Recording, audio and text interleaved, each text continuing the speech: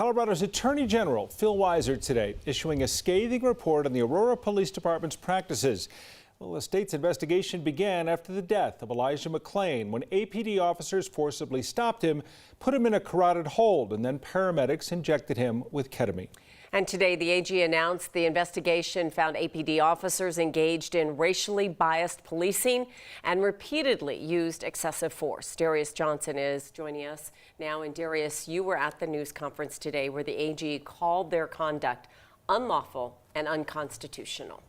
Hey there, Tom and Kim. You know, this may have started with Elijah McClain, but this report paints a larger picture of illegal behavior going on within these two departments. According to the report, African Americans make up less than 20% of Aurora's population, but nearly 50% of them are involved in arrests and use of force incidents.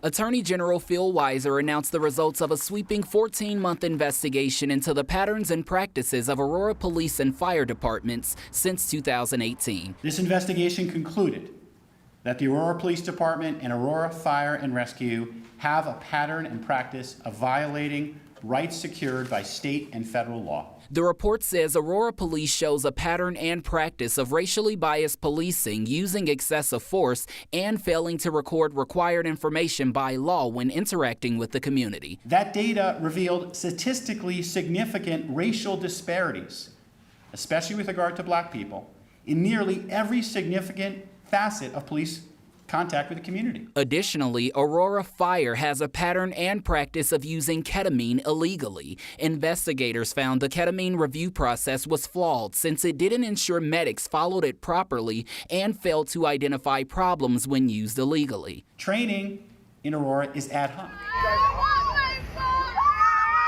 This is video of an incident mentioned in the report. Aurora officers held a black family at gunpoint and handcuffed their 4 children after they thought the family was in a stolen vehicle. The stop led to a lawsuit alleging inadequate training. We observed officers using force to take people to the ground without first giving them adequate time to respond to officer commands. Now the Attorney General is looking for ways to reinstill trust within law enforcement to ensure all people, especially people of color, are treated legally and fairly. He's calling for Aurora to enter into a state consent decree made possible by recent changes in the law, Senate Bill 2217. That's going to enable Aurora to improve and build trust in law enforcement.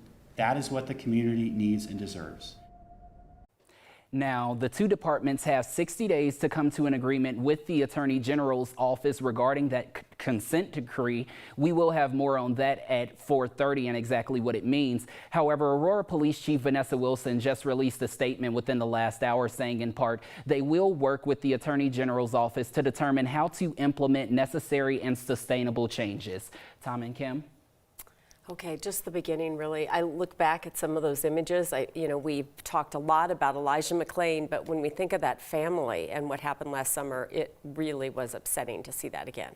Yeah, and I think one of the things, when you were looking at this report, once again, it started with Elijah McClain. It starts to list all of these different incidents that have taken place. And sadly and unfortunately, we've seen some of those incidents, whether it's been on body camera video or other ways. So now that we're seeing it all play out and come to light, it definitely paints a bigger picture. Well, trust can be easy to lose and hard to gain back. So we'll have to see what happens going forward. We'll talk more about this throughout today's newscast. Thanks, Darius.